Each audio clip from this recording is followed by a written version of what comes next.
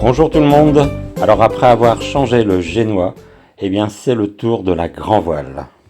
Et donc nous avons réalisé cela également avec Delta Voile, la Trinité-sur-Mer. Alors comme pour le génois, 175. tout commence par des prises de côte, donc Longueur du les mât, mesures liées largeur du à la mât, grand voile, à la baume et au mât. Donc notre grand voile était de 2011 175, et même 115. si elle était en meilleur état que le Donc là, génois, en particulier parce qu'elle est aussi baume, full on va button, situer le eh maxi. bien à la longue ça se déforme et ça Déjà, ne l'écarquage tient aussi plus pour la tellement grand voile, c'est facile, c'est le nœud, là. correctement Donc, le profil par rapport au vent. Donc on va situer première chose la baume. Voilà, la baume elle est, on prend pas ici, hein, on prend ici, c'est-à-dire au nœud, 4,56. Ok, voilà. C'est exactement la valeur possible aussi d'étarquage. Ouais. D'accord, 4,56, 5,08. Je crois que c'est ça qu'on avait. Le code là il me revient. 5,08, 5,08, 5,07, 5,08. Voilà. Donc là, toujours pareil quand on monte un décamètre, pour avoir notre gréement en fait, la valeur de notre gréement, non pas les codes disponibles. Voilà, hop, voilà, et je sais que mon décamètre va être situé à 13 cm. Ouais. Donc on s'arrête à chaque étage de barre de flèche. Exactement.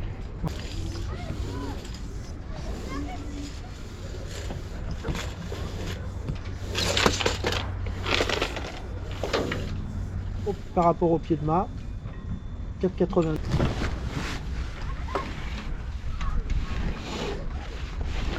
Allez, allez. C'est plus dur à maîtriser la deuxième. Oui, la deuxième, surtout quand en plus il y a du vent. Ouais. Maximum disponible, on le prend à la marque noire, c'est-à-dire à l'aplomb de la baume, c'est-à-dire le plat de la baume. Ok. Ouais. Donc là, tendu, on a 11,77,5. D'accord. Bateau, t'as ton mât qui est posé dessus, d'accord. Ton mât, il y a une quête, d'accord. Cette quête, en fait, c'est quoi? C'est le recul du mât par rapport à l'axe du bateau. Oui. Ok. Si elle est neutre, le mât il est droit. Et si tu as une quête positive, ça va, le mât va vers l'arrière. Ouais, et si cas, c'est en ouais. négatif, vers l'avant, ce qui peut arriver sur Mhm. un bateau. Mais pour mesurer une quête, en fait, il faut des conditions parfaites. Ouais, d'accord. Et là, je prends le cas d'aujourd'hui, on n'y Ouais. arrivera pas. Il y a la simple et bonne raison que le petit vent qu'il y a va déporter, va faire bouger le mètre et pas nous donner la quête précise. D'accord. Par contre, quand le bateau est à flot, pour connaître la position du mât, son inclinaison, d'accord. Si je prends le franc-bord, c'est-à-dire si je donne une hauteur à l'avant, au milieu et à l'arrière, si je donne le triangle à l'avant de mon étai, et ben ça va mettre le mât dans une position. D'accord. Et en fait, on va voir la quête qu'il aura. D'accord. Voilà. Alors voici l'heure de la réception et cette réception de la grand voile va se passer à Quiberon. Ah ouais, on a découvert à cette occasion-là que Delta Voile La Trinité, Delta Voile Quiberon, c'était la même structure. On est à Delta Voile La Trinité, perdu. On est à, on est à Delta Voile Quiberon. Bonjour, je m'appelle Teresa. Ok. Je travaille ici à Delta Voile Quiberon. Je suis le chef de plancher. Mon collègue Erwan. Ok. Salut Erwan. Ouais, j'étais stagiaire en décembre et là je suis à plein temps et je seconde Teresa. Ok. Donc le plancher de Quiberon sert à la fois aux réparations des voiles et également à la fabrication de voiles complémentaires du type stand-by ou encore la voile spéciale donc pour les mouillages, la célèbre Fine Delta, voile dont on aura certainement l'occasion de vous parler dans un prochain épisode. Donc notre grand voile, elle n'est pas noire, elle est blanche, et la voici.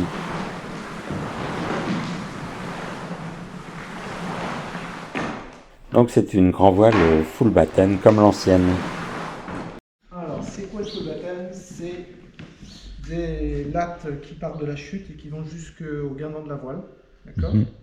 Et là, on voit que sur le guindon, on a un boîtier qui reçoit à la fois la latte, mais qui reçoit à la fois le chariot, un chariot équipé de roues, d'accord, qui vont, au moment de l'appui sur le mât, c'est les petits galets les petites roues qui vont rouler, d'accord. Coulisseau qu'on retrouve en haut, pour apporter de l'appui à la tétière de la voile. Ok, excuse-moi, mais là il y a un réglage de pression, c'est ça? Il va y avoir un réglage, je vais t'expliquer. D'accord. Ce que je te conseille de faire, quand tu vas monter la voile, c'est plus facile, c'est de monter la voile, elle est pliée sur le ponton, on va s'arranger pour qu'elle soit pliée, les goussets bien à plat, au moment des plis, d'accord. Et là, on rentre les lattes au moment sur le ponton, d'accord. On rabente la voile et on amène la voile à l'intérieur du lazy bag. Et là, comme ça, hop, vous montez la voile au fur et à mesure, vous rentrez la voile dans le mât. D'accord. Ok. Par contre, tu rentres la voile dans le bag et après tu mets les lattes, c'est plus difficile. Et en termes de réglage aussi, ce sera plus difficile. D'accord. Pourquoi? Parce qu'on va voir comment ça se règle.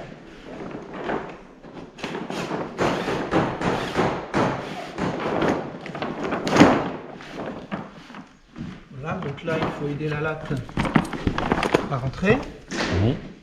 Voilà. Ici, je laisse un peu de latte à l'extérieur. Je prends mon velpuce, ça s'appelle un velpuce. Donc il y a une face velours et à l'intérieur il y a une face crochet, d'accord. Donc c'est bien plus facile de le faire à plat sur un ponton. Voilà. Voilà, là je pousse. Voilà, je pousse bien, je maintiens mon velcro et je lâche. Et la petite sangle qui est restée à l'extérieur. Ok. D'accord. Là, je mets le petit bout de sécurité. Petite sécurité pour que le velcro en fait ne bouge plus. Donc on a les retours. Je fais des retours. Sur la même implantation. Voilà, exactement. Voilà. Et comment je vais régler la latte? Avec, effectivement, il y a une vis sur le boîtier. Donc là. Non, elle est 100% plate. D'accord.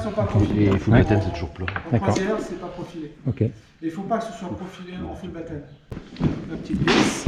Celle-là ou celle-là? Là, on voit bien que le gousset, là, il est renforcé sur la partie arrière. Il est renforcé sur la partie du boîtier. Et il y a une sangle pour protéger le gousset de latte au contact du haut-banc. Du haut-banc, d'accord. D'accord. Parce que toi, tu as un 33,7 et que ton gréement, il est poussant. D'accord. Donc, au portant, ta grande voile va venir en contact. Elle est là, de l'autre côté, d'accord. Voilà. Elle est tout fou. Voilà, et tu vois le réglage. Tu vois la petite molette là qui se déplace. Voilà. C'est juste une tension raisonnable, on n'a pas besoin de donner du creux, on n'est pas en planche à voile.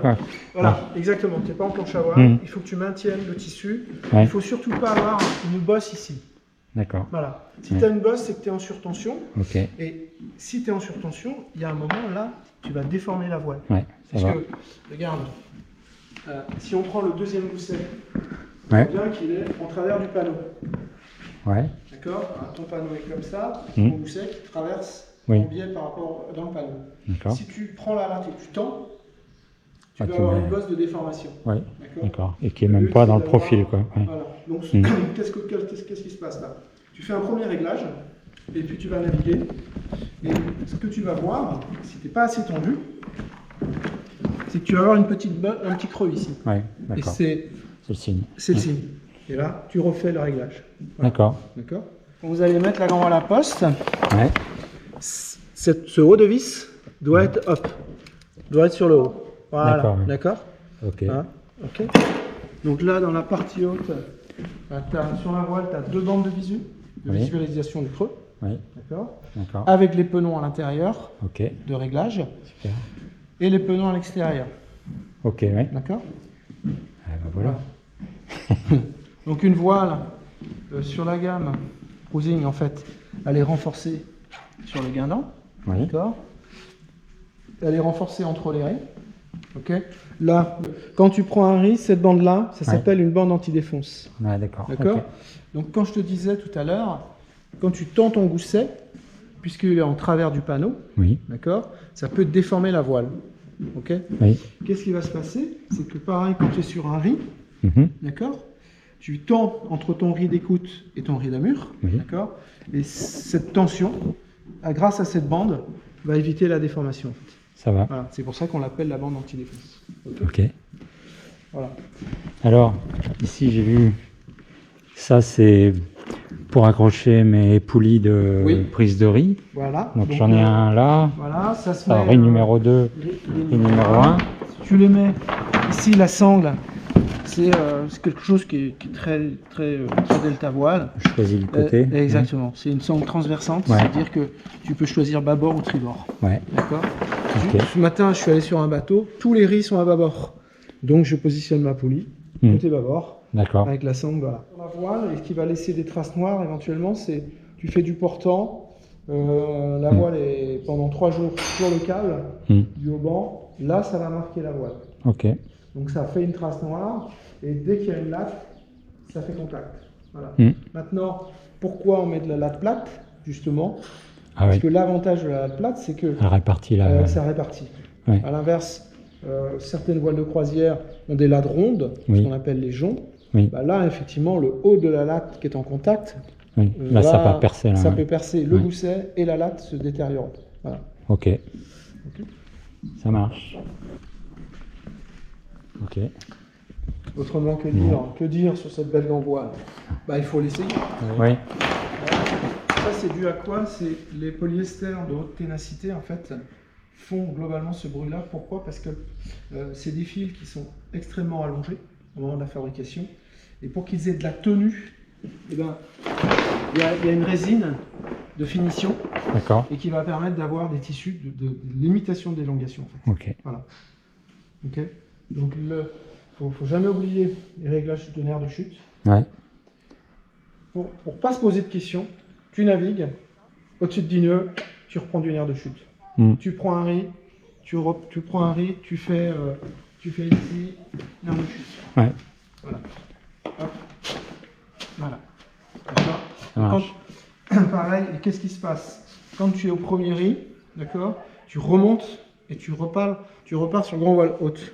D'accord. Et là, hop, ça se décroche. D'accord. Ok, automatiquement. Ok. Ça marche. Bon. Là, il y a un numéro aujourd'hui de fabrication. Donc un suivi de fabrication. Bon, bah c'est parti, on a fait le tour. Écoute, on a fait le tour. Hein. Maintenant, ça marche.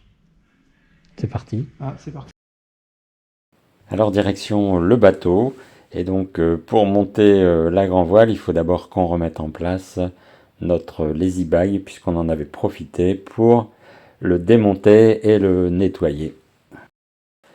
Donc c'est un lazy bag avec une rallonge qu'on doit passer donc dans la fente de la baume, et donc après l'avoir déployé, mais on a 50% qui va d'un côté et 50% de l'autre.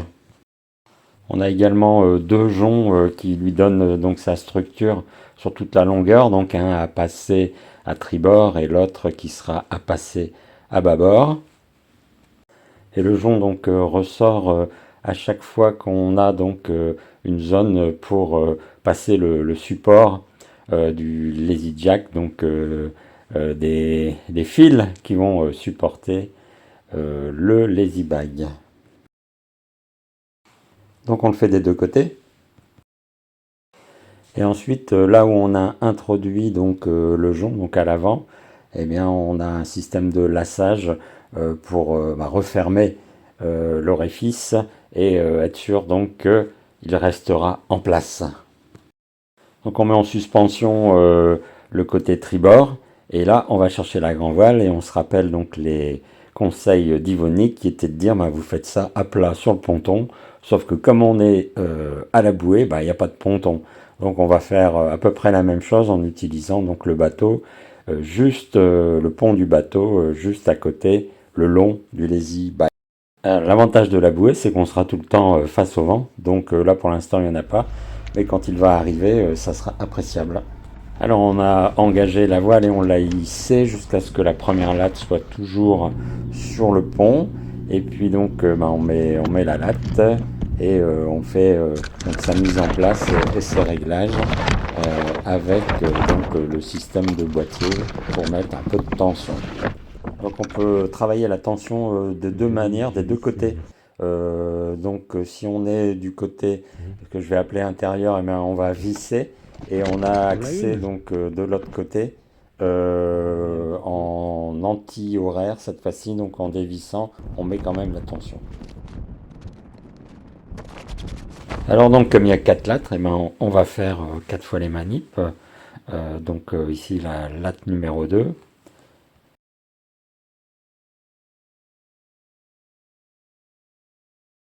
Donc quand la latte est en place, il faut mettre le système de verrouillage de type velcro en place et revenir donc fermer avec le petit lassage et les allers-retours. Et ensuite on remonte d'un étage.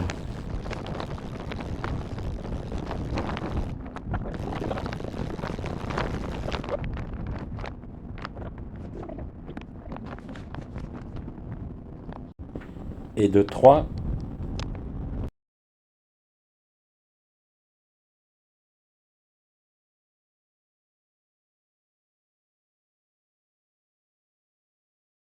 Et de 4.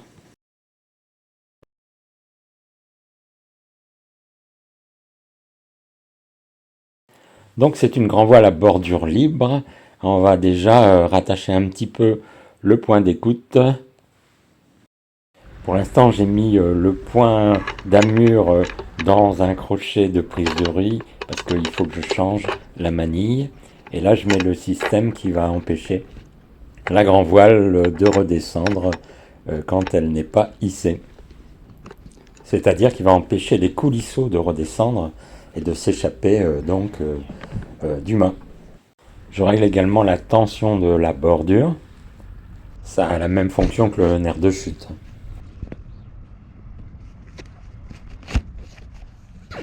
Et il faut également remettre en place la cravate de baume, c'est-à-dire comme c'est une grand voile à bordure libre, quand on choque au niveau du point d'écoute pour aux allures portantes pour qu'elle prenne un peu d'arrondi, il ne faut pas que le point d'écoute monte. Donc pour ça, il y a le système qu'on appelle la cravate de baume qui va l'aider à rester plaqué le long de la baume, même si elle avance même si le point d'écoute avance vers le mât.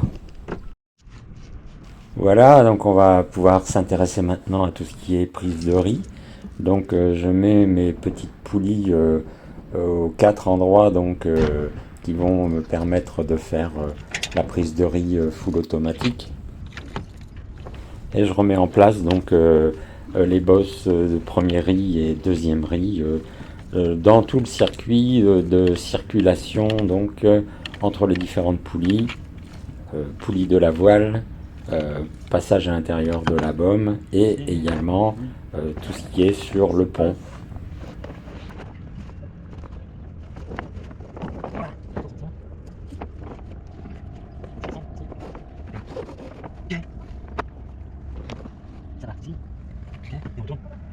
Alors ici à bâbord, c'est le riz numéro 1 et qui va revenir au piano pour pouvoir tout faire depuis le cockpit.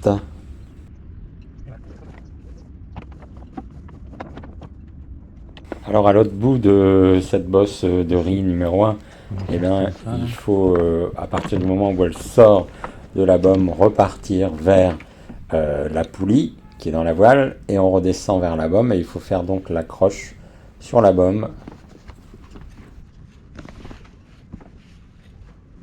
Donc on fait une boucle dans laquelle on va revenir passer notre brin et sur lequel je fais un nœud de chaise. Alors de la bonne position de cette boucle, si elle n'est pas suffisamment en arrière par exemple, ça empêchera d'avoir une bonne tension sur ce qui deviendra donc la bordure de riz numéro 1. Donc ça sera affiné en navigation un peu plus tard pour avoir quelque chose de clean. Pour le riz numéro 2, ça sera la même chose. Donc à chaque fois on cherche à passer autour de la gomme, et comme il y a un lazy buy, il y a des espaces spéciaux qui ont été laissés du côté de la ralingue, qui est discontinu, pour pouvoir justement un peu arriver à faire nos réglages de position de cette boucle de riz. Moi je vais pouvoir border le riz numéro 1, donc du côté du piano, pour que la bosse finisse de se mettre en place. Voilà, donc ça c'est le schéma normal lorsque le riz numéro 1 sera pris. Donc voilà, réglage en navigation du riz numéro 1, il faut que la bande anti-défonce qui fait office de bordure de la grand val, eh bien, elle soit suffisamment tendue. Voilà, on peut également repérer la bonne position de la poulie. Voilà, et est-ce qu'on est clean là-haut? Donc réglage à l'usage. Également, on va voir apparaître lors des premières navigations un peu de jeu au niveau des lattes, ce qui est le signe qu'il faut les reprendre. Ce qu'on fait également, c'est qu'on repère sur la drisse de grand voile ici, et sur également donc les riz, la bonne position, pour ne plus se poser de questions lorsqu'on est en train de prendre le riz, et arriver directement proche de la bonne position finale.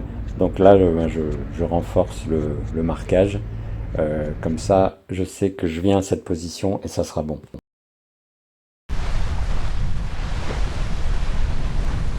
Alors au centre et à droite c'est avec le riz numéro 1, et à gauche c'est voile complètement en haut. Alors le réglage de ma prise de riz numéro 1 est ok, et il me restera donc un peu de tension de latte à affiner.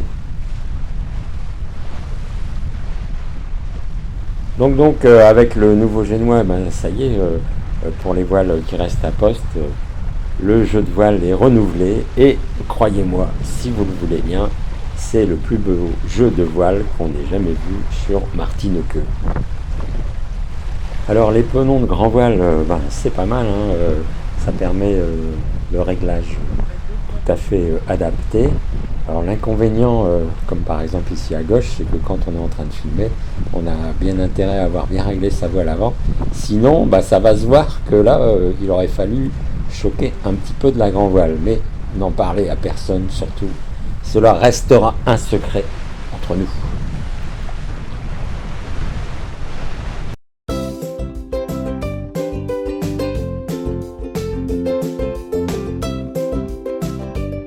Voilà, donc les aventures de notre nouveau jeu de voile sont à suivre dans nos futures vidéos.